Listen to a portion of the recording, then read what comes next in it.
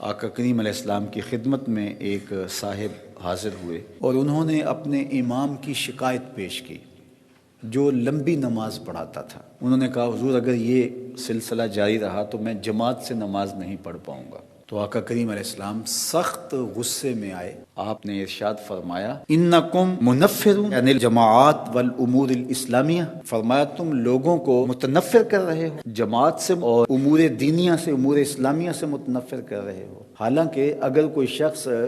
نماز میں قرات لمبی کرتا ہے تو وہ یہ جو عمل کر رہا ہے اللہ کی رضا جوئی کے لیے کر رہا ہے۔ نماز کے اندر قرات ہے، اللہ کا قرآن ہے، قرآن پڑھنا افضل ہے اور نماز میں پڑھنا اور افضل ہے۔ تو جو افضل ترین عبادت ہے اس کو بھی طول نہیں دے سکتے آپ،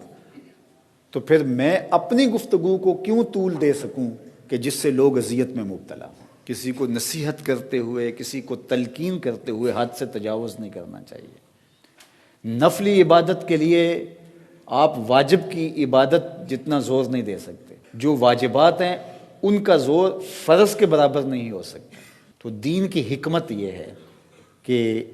آسانی سے لوگوں تک دین پہنچایا جائے۔ ہاں جہاں دین نے ہمیں سختی کرنے کی تلقین کی ہے وہ ایک الگ امر ہے، اور جہاں نہیں کی تو ہمیں کوئی اختیار نہیں ہے۔ تو بعض اوقات ہم ان امور پہ اتنا زور دے دیتے ہیں جن کی شریعت میں تاکید نہیں ہوتی، اور ان امور پہ ہم بعض اوقات زور نہیں دیتے جن میں شریعت میں زور ہوتا ہے۔ تو یہ پھر ہم اپنی خواہش کو مقدم کر رہے ہوتے ہیں۔ تو اس لیے کسی بھی امر کے اندر تبلیغی امور ہوں، اعمال ہوں، رویے ہوں، گفتگو ہو، طرز معاشرت ہو، اس میں جو ہے وہ حد سے تجاوز نہیں کرے۔ شریعت نے جس حد تک جانے کا کہا، دیکھیے جہاد میں آخری حد تک جانے کا کہا ہے، مخالف کی گردن اتار دینے کا حکم ہے، وہاں ہم جا سکتے ہیں، لیکن وہاں بھی حد بندی رکھی کہ بچوں کو قتل نہیں کرو گے، بوڑھوں کو قتل نہیں کرو گے، اسی طرح بیماروں اور لاغروں کو، معذوروں کو قتل نہیں کرو گے، ان کے پروہت، پادری اور ان کے جو مذہبی رہنما ہیں ان کا قتل نہیں کرو گے، فصلیں نہیں اجاڑو گے، جانور نہیں قتل کرو گے۔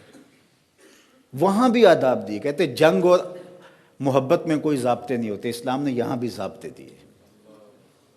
آقا کریم صحابہ کو جنگوں پر روانہ کرتے ہوئے وصیت کیا کرتے تھے، پھر تمہارا بدترین دشمن ہی کیوں نہ ہو اور اس نے تمہارے لشکر کو نقصان بھی پہنچایا ہو،